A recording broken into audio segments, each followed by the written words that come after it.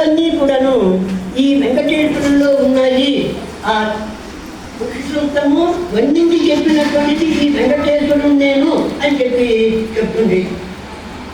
అంతేకాకుండా అందువల్ల ఈ వెంకటేశ్వరుడు ఏమైపోయినాడు, జగన్నాయకుడు అయిపోయినాడు. జగత్తు మొత్తానికి కూడాను ప్రభుత్వమైనాడు. జగత్తు మొత్తానికి కూడాను ఆధారుడైపోయినాడు. అంతేకాకుండా భక్తుడు భక్తుల పట్ల వాత్సల్యం కలిగిన వాడైనాడు. కలియుగ ప్రత్యక్ష దైవమైనాడు. మనకు పిల్లల పట్ల ఉండేటువంటి ప్రేమ ఏమవుతుందంటే వాత్సల్యం ఉంటుంది, అభిమానం ఉంటుంది. సమాన వయసుల మధ్య ఉండేదైతే స్నేహం ఉంటుంది. తెలిసింది అదనమాట. అదే పిల్లలకి పెద్దవాళ్ళ పట్ల ఉండేదైతే గౌరవం ఉంటుంది. అలానే భక్తుడికి భగవంతుడి పట్ల ఉండేదైతే భక్తి అవుతుంది. ఇలా అనమాట. మనకి ఉండేటువంటి ఒక్కొక్క భావనే, ఒకే భావన మనం ఉండేటువంటి వయసుని బట్టి, స్థితిని, ఆశ్రమాన్ని భేదాన్ని బట్టి అది ఒక్కొక్క రూపాన్ని పొందుతూ ఉంటుంది. వాత్సల్యంగా, ప్రేమగా, భక్తిగా, గౌరవంగా మారిపోతుంటుంది.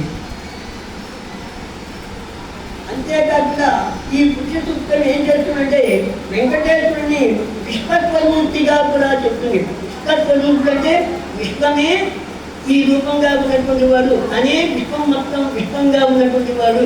అంటే మనము ఆ విగ్రహంలో ఏ వెంకటేశ్వరుని అయితే చూస్తున్నామో ఆ వెంకటేశ్వరుడు మనం ఈ లోకమంతగా చూసేటువంటి చెట్లు, చేమ, జలచరాలు, మానవులు, వీళ్ళందరికీ పశుపక్షాలు ఇవన్నీ కూడాను ఆ వెంకటేశ్వరుడి యొక్క స్వరూపమేను అని చెప్తున్నది. అలానే అంతేకాకుండా భక్తులు ఆ స్వామి యొక్క దయ వల్ల మాత్రమే ఆ స్వామిని దర్శనం చేసుకోగలుగుతారు అని చెప్పుకోలేదు. తెలిసింది. ఇక్కడ నేను కొంచెం అప్రస్తుతం అనుకున్నప్పటికీ నేను ఇక్కడికి వస్తానని చెప్పి అనుకోలేదు. ఎందుకు అట్లా అనిపించింది, పక్కతోటికి వెళ్దాం అనిపించింది. అందువల్ల ఇక్కడికి రావడం జరిగింది. నాకు ఏం జరిగిందంటే మామూలుగా నాకు అట్లా దర్శనం చేసుకుని చలాన్ని వెళ్ళిపోవాలనిపిస్తుంది. కానీ ఇవాళ మాత్రము ఆ విగ్రహం ముందు నుంచి పక్కకి కథలు కలుసుకోలేదు. ఎంతసేపు చూసి అక్కడే ఉందాం అనిపించింది. అంత ఆకర్షణ కలిగింది. అంటే తిరుమలలో ఉండేటువంటి వెంకటేశ్వరుడికి ఎంత ఆకర్షణ అయితే ఉందో అంతకన్నా ఎక్కువ ఆకర్షణ ఈ దేవతామూర్తి దగ్గర, అర్చనామూర్తి దగ్గర ఉంది అని చెప్పి నాకు అనిపించింది. ఎందుకంటే మనం తిరుమల వెళ్తాం, ఎన్నో కష్టాలను పడతాం, ప్రయాసాలు పడతాం, ఆ డబ్బుని చేసుకుంటాం. కానీ అక్కడికి వెళ్ళిన తర్వాత అన్ని మించి మర్చిపోయి స్వామి మళ్ళీ నేను ఎప్పుడు చూడగలుగుతాను అని చెప్పి అనిపిస్తుంది. అట్లానే ఇవాళ కూడా నాకు ఆ విగ్రహం నుంచి పక్కకి రావాలనిపించలేదు. అంత ఆకర్షణీయంగా ఉంది. అక్కడే ఈ దేవుడు కానీ ఏ దేవుడు కానీ ఆ దేవుడు జగత్తులకి మనల్ని అనుగ్రహించుతో దర్శించుకుంటే మనం రావటమే కానీ రావటము అట్టపోవడం నుంచి మన చేతుల్లో ఉండదు. మనం వచ్చి దర్శించుకున్నామంటే ఆయన దయ మన పట్ల ప్రసరించినట్టే. అందువల్ల కలిగ ప్రత్యక్ష దైవం కూడా అయినాడు. ఇక ముందకోపనిషత్తు అనేది ఉంది. అదేంటంటే అపరోక్ష జ్ఞానం ఉంటే కానీ ఈ భగవంతుణ్ణి గ్రహించలేడు అని చెప్పి చెప్తున్నది. అపరోక్ష జ్ఞానము అంటే జ్ఞానాలు 3 రకాలు ఉన్నాయి. ఒకటి ప్రత్యక్ష జ్ఞానం, 2 పరోక్ష జ్ఞానం, 3 అపరోక్ష జ్ఞానం. ప్రత్యక్ష జ్ఞానం అంటే మనకు అందరికీ అనుభవంలోకే ఉంటుంది. మనం చూడటము, వినటము, చేయటము, వ్యవహరించడం అంతా ప్రత్యక్ష జ్ఞానమే. మనకే కాకుండా పశుపక్షాలను కూడా ఉంటుంది ఈ ప్రత్యక్ష జ్ఞానం.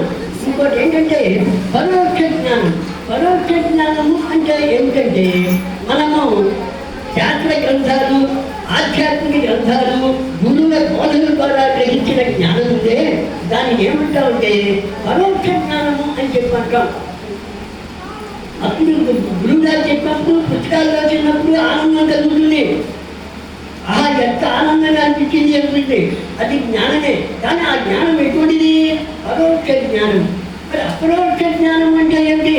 గురువుల బోధన ద్వారా, గురువు యొక్క అనుగ్రహం ద్వారా ఏంటి వచ్చినటువంటి జ్ఞానం ద్వారా అనుభవం లేదు తెచ్చుకుంటే తత్వమసి అహం బ్రహ్మాస్మి ఇటువంటి మాటల్ని పుస్తకాల్లో చదివో గురువు గారు చెప్పినటువంటి మాటల ద్వారా విని ఆనందించడం కాకుండా తను స్వానుభవంగా గ్రహించి కలిగేటువంటి వివేకము ఇచ్చే జ్ఞానం ఉంటుందే అది అపరోక్ష జ్ఞానము అవుతుందన్నమాట. ఈ అపరోక్ష జ్ఞానం పొందడం అనేది చాలా కష్టం. ఈ పొందకోపనిషత్తు అదే చెప్తుంది. ఈ అపరోక్ష జ్ఞానంతో పొందాలి అంటే వారి భీముడు మృత్యుంజయుడవుతాడు అని చెప్పంటాడు అని చెప్తుంది ఆ ఉపనిషత్తు. అంటే అబ్బాయి శాస్త్ర జ్ఞానాలు కానీ గురువు బోధించిన జ్ఞానాలు కానీ పనికిరావు. నువ్వు ఎప్పుడైతే అపరోక్ష జ్ఞానాన్ని పొందుతావో అదే నిజమైన జ్ఞానము అని చెప్పి మండపోతుంది. ఈ విధంగా ఈ శక్తులు వాక్యాలు ఒకే సత్యాన్ని వేరు వేరు సందర్భాలలో విడివిడి మాటలతో చెప్పాయి. కానీ అవన్నీ కూడాను ఒకే పరమాత్మ యొక్క స్వరూప దగ్గరికి చేర్చడమే వారి యొక్క విధి అన్నమాట.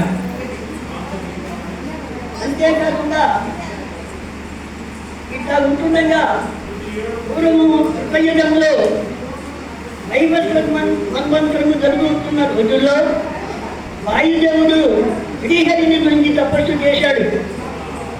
ఈ తపస్సుకు ఫలితంగా శ్రీనివాసుడు శ్రీదేవి భూదేవి సమేతుడై ఈ స్వామి పుష్కరునికి దక్షిణ భాగంలో ఆనందము అనేటువంటి విమానం మీద నివసించాడు.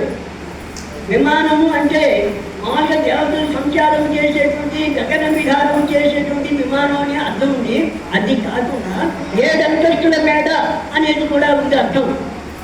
ఇది మామూలుగా విమానం ఉంది, ఇక్కడ నివాసంగా తీసుకోవడం ఒకటి. దీని వేదాంత అర్థం ఉంది, దాన్ని తర్వాత చివరికి చెప్తాను.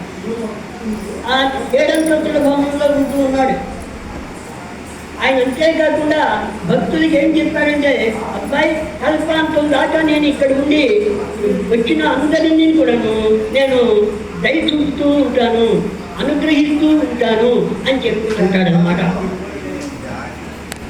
తర్వాత అగస్త్య మహర్షి వచ్చాడు. వచ్చి 12 సంవత్సరాలు ఆరాధించాడు. మనము ఏ మంత్రాన్నైనా సరే, ఏ పూజా పద్ధతినైనా సరే ఎటువంటి ఆటంకం లేకుండా 12 సంవత్సరాలు ఒకే చోట ఉంది కనుక చేసినట్లయితే ఆ మంత్రము సిద్ధిస్తుంది అని చెప్పి అంటారనమాట. 12 సంవత్సరాలు గురువు ద్వారా ఉపదేశం పొందిన మంత్రాన్ని చక్కగా నిలకడగా గురువు చెప్పినటువంటి నియమాలతోటి చేస్తూ ఉంటే 12 సంవత్సరాలకి వారికి తప్పనిసరిగా మంత్రసిద్ధి కలుగుతుంది అని చెప్పి చెప్తారు. అలానే అగస్త్య మహర్షి అందువల్ల పూర్వకాలం ఏం చేసేవాళ్ళంటే మంత్రసిద్ధి కావాలన్నా, దేవతా సిద్ధి కావాలన్నా ఆయా క్షేత్రాలకు వెళ్ళి అక్కడ 12 సంవత్సరాల పాటు నియమంగా ఉంటూ ఉండేవాళ్ళు భార్యాభర్తలు. అలా వచ్చి అమరావతిలో కూడా ఉండి 12 సంవత్సరాలు పూర్తి చేసుకున్న వాళ్ళు కూడా ఉన్నారు. ఇలా అన్నమాట. ఆయన ఏం చేశాడు, అగస్త్య మహర్షి వచ్చి, అబ్బాయి అంటే విష్ణుమూర్తిని మనమంటే గొప్పగా చూస్తానని వాళ్ళే ఉంది, ఉన్నతమైన స్థాయి భక్తులుగా పెట్టి ఉన్నారంటే, నువ్వు నాకు కాదు అందరికీ కూడాను ఇట్లా విమానంలో ఉండి దర్శనం ఇస్తూ ఉండాలి అని చెప్పి కోరాడు అగస్త్యుడు. మనమైతే దేవుణ్ణి ఏం చేస్తామో మన పాపాన్ని డిపాజిట్ మిషన్ అనుకుంటాం, పుణ్యాన్ని పొందేటువంటి ఏటీఎం మిషన్ అనుకుంటాం.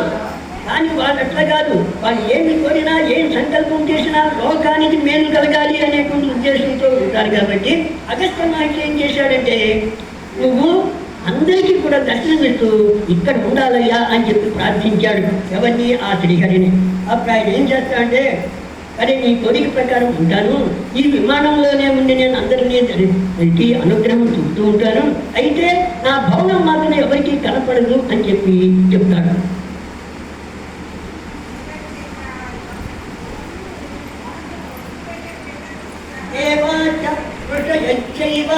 योगिनः सनकादयः तेञ्जनाद्रिं त्रेतायां नारायणगिरिं तथा स्वापरे सिंहचैलं च కలౌ శ్రీ వెంకటాచలం ప్రవదంతీహ విద్వాంసః పరమాత్మాలయం గిరిం. దేవతలు, ఋషులు, సనకుడు మొదలైనటువంటి యోగులు యుగంలో అంజనాద్రి ఎక్కువ విశిష్టమైంది అని చెప్పన్నారు. త్రేతాయుగంలో నారాయణాద్రి ఆ స్థానాన్ని పొందాడు. ద్వాపరయుగంలో సింహాద్రి పొందింది. కలియుగంలో మాత్రం ఈ వెంకటాద్రి ఏంటి పరమాత్మకు స్థానం కాబట్టి అది శ్రేష్టమైంది అని చెప్పి చెప్తున్నారు. అందువల్ల అటువంటి వెంకటాచలాన్ని కానీ వెంకటాచలపతిని కానీ ప్రాతరుత్థాయ నిత్యం వెంకటేశం స్మరంతి వై కేశం కరస్తాత్ మోక్షన్నాత్ర కార్య విచారణ. పొద్దునే లేవగానే ప్రతిరోజు వెంకటేశ్వర స్వామి వారిని ఎవరైతే స్మరిస్తారో వారికి అరచేతిలో మోక్షం ఉంటుంది. అంటే మన చేతిలో ఒక చాక్లెటో స్వీటో ఉందనుకోండి, మనం ఏ క్షణంలో ఎప్పుడు తినాలనిపిస్తే అప్పుడు పెట్టుకొని దాన్ని తినచ్చు. అట్లానే ఈ మోక్షం కూడా అంత సులభంగా అతను ఎప్పుడు పొందాలంటే అప్పుడు పొందగలుగుతాడు అని చెప్పి చెప్తున్నాడు. ఎవరిని? ఈ వెంకటాచలపతిని కనుక స్మరిస్తే.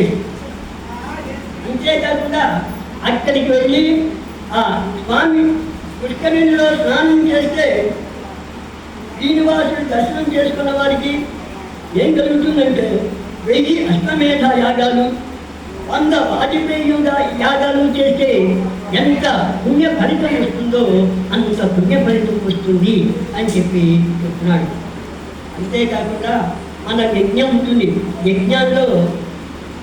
యజ్ఞమే కాకుండా అందుకు ఉపయోగించేటువంటి పరికరాలు కూడా పవిత్రమైనవే. యజ్ఞం, శృత్తు, శృవం అయితే మామూలుగా యజ్ఞాలు అయితే ఏం చేస్తాము? ఆయా దేవతలకు ఇష్టమైన పదార్థాన్ని ఆహుతి చేస్తాం. కానీ ఇక్కడ మాత్రం ఏం చేస్తామంటే మనము కర్మబంధాలు అనేటువంటి మనలో ఉండేటువంటి పశుభావం ఉందే దాన్ని మనము జ్ఞానము అనేటువంటి జ్వాలలో వేసి అది హోమం జరిగేట్టుగా చేస్తాం. చివరికి వారి మోక్షాన్ని పొందుతామన్నమాట. అంతేకాకుండా ఈ వెంకటేశ్వరుని గురించి సంపూర్ణంగా తెలుసుకొని ఆయన మాహాత్మ్యాన్ని గురించి గ్రహించిన వాళ్ళు ఎవరైతే ఉంటారో వాళ్ళకి పునర్జన్మ అనేది ఉంటుంది. ఇక నేను 3 చోట్ల కథల్లాగా చెప్పినటువంటి వాటికి ఉన్నటువంటి వేదాంతాంశాన్ని చెప్తున్నాను. ఇప్పుడు మనము భూదేవి యజ్ఞవరాహమూర్తి దగ్గరికి ఇట పింగళ అనేటువంటి చరిత్రతో ఆ స్వామిని దర్శించడానికి దర్శించింది అని చెప్పాం. ఆమె తన ఒళ్ళో కూర్చో పెట్టుకున్నాడు అని చెప్పాం.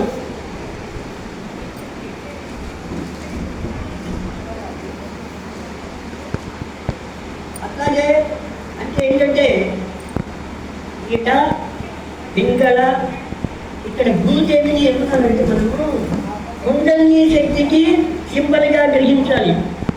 ఇట పింగళ సుషుమ్న అనేటువంటి నాడులు యోగ సాధకులకి ప్రధానమైనవి. వాటి ద్వారా వాళ్ళు ఆ యోగ సిద్ధిని పొందుతారు. అంటే ఇప్పుడు మనకి షట్చక్రములు అవి ఉంటాయి.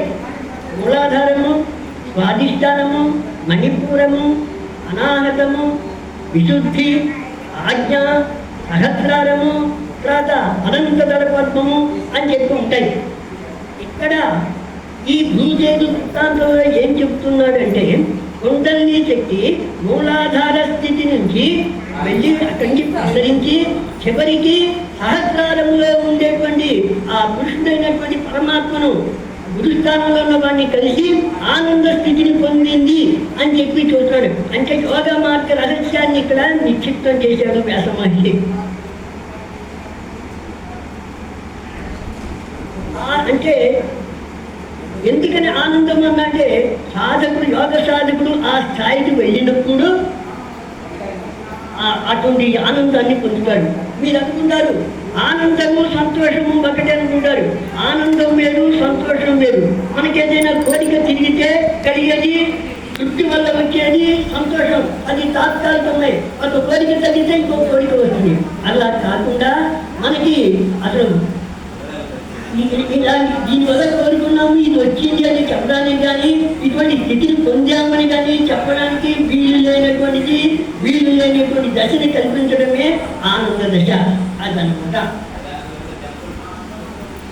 అట్లాగే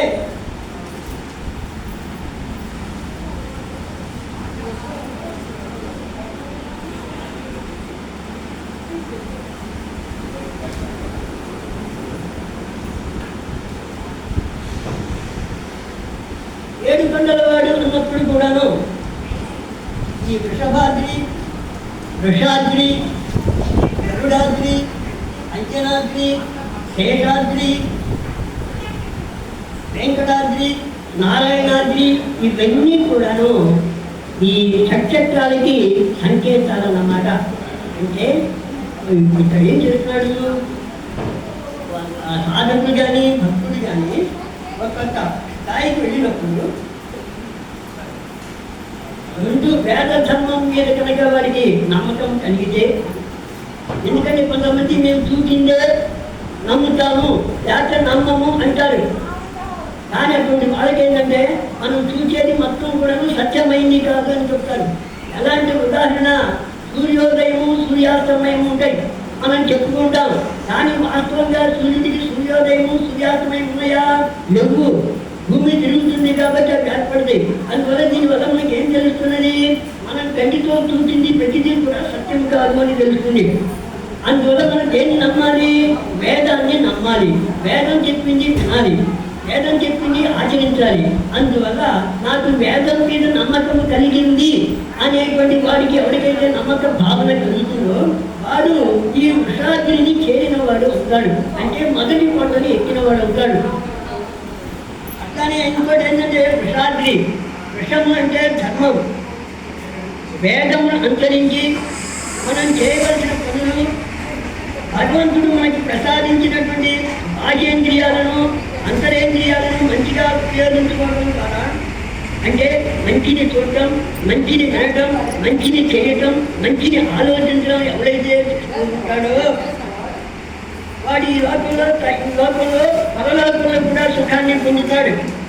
అట్లా ఎవడైతే నడుచుకుంటాడో వాడు వృషాద్రి అనేటువంటి రెండో పంటను దాటిన వాడు ఉన్నాడు. అలాగే అంటే ఏంటంటే మనం కూర్చే కొండలు గుట్టలు అనుకుంటే కొండలు ఎందుకు చెప్పాడు, వాటి వెనకాల ఏ నాయకులు ఉంటాడో అక్కడ గ్రహించాలి. లేకపోతే శ్రోతలు ఉండరు, కష్టమే ఉంటాడు. అలానే గరుడాద్రి, ఇక్కడ ఏంటంటే భగవంతుడి యొక్క స్వరూపాన్ని గురించి చెప్తున్నాడు. ఈ మనకి కానీ జంతువులు కానీ పశుపక్షాదులకు కానీ జంతు జాలానికి కానీ కొన్ని లక్షణాలు ఉన్నాయి. ఏంటి? పుట్టడం, పెరగడం, మళ్ళీ వృద్ధార్థాన్ని పొందడం, తర్వాత చిక్కిపోవడం, కృషించడం, తర్వాత చచ్చిపోవడం, మళ్ళీ తల్లి గర్భంలో పడటం. ఇవన్నీ కూడాను షడ్భావ వికారములు అంటారు. ఈ షడ్భావ వికారాలు లేనివాడు భగవంతుడు అని చెప్పి ఈ గ్రహించడం అనేది ఏమవుతుందంటే గరుడాద్రి అనేటువంటి ఈ చక్రాన్ని దాటుకోవడవుతాడు. ఆ భావన కలిగితే అనుభవం. ఇంకోటి ఏంటంటే అంజనాద్రి. అంజనం అంటే కాటుక. కాటుక ఎందుకు పెట్టుకుంటాము? అలంకరణ కోసం పెట్టుకుంటాము. ఒకటి చల్లదనానికి కూడా పెట్టుకుంటుంటాం. అట్లానే మనం కంటితో ఏవైతే చూడాలో మంచిని కనుక చూస్తే మనకి అందం కలుగుతుంది, ఆనందం కలుగుతుంది. ఈ మన కంటితో చూసిన దాంట్లో అంతా బ్రహ్మమే ఉంది. ఈ భగవంతుడు వేరు కాదు, మనం చూసే ఈ ప్రపంచము వేరు కాదు, అన్నీ ఒకటేను అనేటువంటి భావనతోటి ఎవడైతే చూస్తాడో, సమభావన కలిగి ఉంటాడు. అంటే భగవంతుడి విశ్వానికి విశ్వరూపుడికి తేడా లేదని ఎవడైతే గ్రహిస్తాడో వాడు ఈ అంజనాద్రిని దాటినవాడు అవుతాడు. ఇంకోటి ఏంటంటే శేషాద్రి. ఇక ప్రపంచమంతా బ్రహ్మమే అని భావించేవాడికి ఎటువంటి రాగాలు ద్వేషాలు ఉండవు. రాగం అంటే ప్రేమ, ద్వేషం అంటే కోపం. ఇక్కడ కోపానికి ద్వేషానికి కూడా తేడా ఉంది. కోపం అంటే తనకి ఇష్టమైన మాట అంటేనో, ఇష్టం కాని మాట అంటేనో, ఇష్టం కాని పని చేస్తేనో అప్పటికప్పుడు కలిగాని అది కోపం అవుతుంది. దాంతో వాడు ఒక్కసారి దుర్వాసులాగానో విశ్వామిత్రులాగానో కోపాన్ని ప్రదర్శిస్తాడు. అది కోపం. ద్వేషము అంటే ఏంటంటే కోపం అనేది స్థిరంగా ఉండదు, ఎక్కువ కాలం ఉండదు, క్షణంలోనే. తర్వాత మళ్ళీ ఆ మనిషి సహజ స్థితిలోకి సాధువుగా మారిపోతాడు. కానీ ద్వేషము అంటే ఏంటంటే దాన్ని మనసులో పెట్టుకొని అవతల వాడి మీద ఎట్లయినా సరే ప్రతీకారము తీర్చుకోవాలి, దీనికి బదులు తీర్చుకోవాలి అనుకుంటారే, అది ద్వేషం. ఎవరికైనా కోపం ఉండొచ్చు కానీ ద్వేషం ఉండకూడదు. మనకి వారికే పెద్ద పెద్ద వాళ్ళకే కాదు, మనకైనా అంటే సమాజంలో జీవనం చేసేప్పుడు కోపం ఉండొచ్చు కానీ ద్వేషం ఉండకూడదు. అలా కోపం కాకుండా ద్వేషం ఉందంటే ఆ బంధుత్వాలు కానీ ఆ స్నేహ బాంధవ్యాలు కానీ ఎటువంటివి నిలవు. అది చెప్తున్నాడు.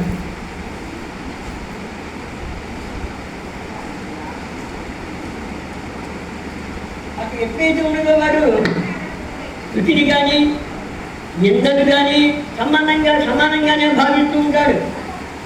అదే గీతాచార్యుడు చెప్తాడు శ్రీకృష్ణ పరమాత్మ అని. అంటే దాని కాకుండా ఇంకొకటి ఉన్నది అని అనుకోవడమే మనం భయపడిపోవడానికి కారణం. మనం కాకుండా ఇంకొకరు ఉన్నారు అనుకోవడం వల్లనే ఎదుటి వాడిని మనం స్థుతి చేయడం కానీ నిందించడం కానీ జరుగుతూ ఉంటుంది. ఇంకొకటి లేరు అని చెప్పి శంకరాచార్యుని యొక్క అటువంటి భావనలోకి వచ్చామంటే ఇటువంటిదేమీ ఉండదు. ఇట్లా సాధకుడు ఈ స్థితి కనుక వచ్చాడంటే అది శేషాద్రి ఎక్కడ ఉంటుంది. ఇంకోటి ఏంటంటే వెంకటాద్రి. ఇందాక చెప్పుకున్నా ప్రేమ అంటే పాపం, కథ అంటే తీసివేయటం, పాపాన్ని పోగొట్టి పుణ్యాన్ని ప్రదానం చేసేటువంటిది. కాబట్టి ఇది ఎప్పుడైతే అలా జరుగుతుందో, పాపాలన్నీ పోయి పుణ్యం ఎప్పుడైతే వస్తుందో అది అతను ఏమనుకుంటాడు, అంతా బ్రహ్మమయమేను, అంతా భగవంతుడేను. భగవంతుడే మనం ఈ సమాజంలో ఉండేటువంటి పుట్ట, చెట్టు, పుట్ట, మనిషి, జంతువులు, పక్షులు ఇవన్నీ ఆ పరమాత్మ స్వరూపమేను అని చెప్పి గ్రహించుకుంటుంటే అలా జరిగితే అప్పుడు వాడు వెంకటాద్రి అక్కడ జరుగుతుంది. ఇక నారాయణాద్రి సాధకుడు, భక్తుడు తురీయావస్థకు.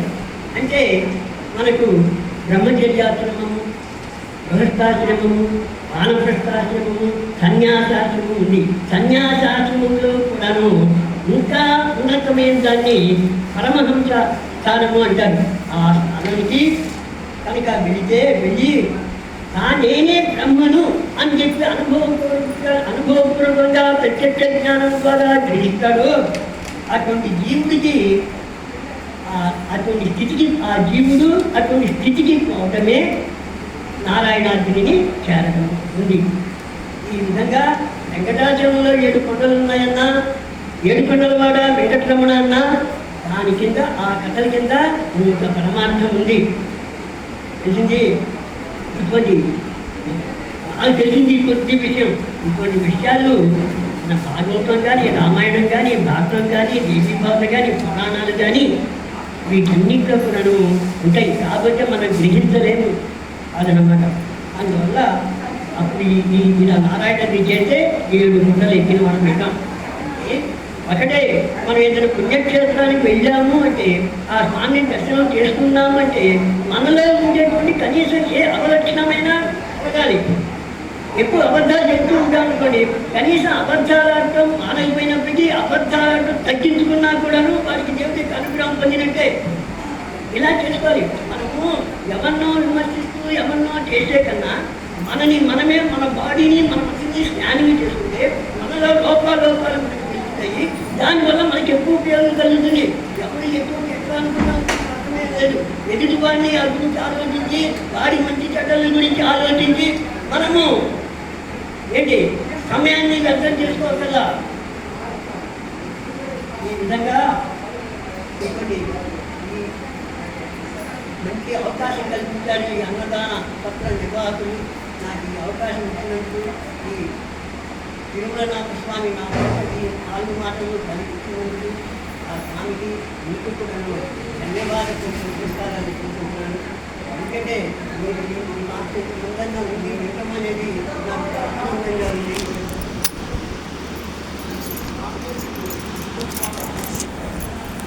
స్వస్తి ప్రజాభ్యః పరిపాలయంతాం న్యాయేన మార్గేణ మహీమహీషాః గో బ్రాహ్మణేభ్యః శుభమస్తు నిత్యం లోకాః సమస్తాః సుఖినో భవంతు. సర్వం శ్రీ గురుచరణ సమర్పితోస్తు.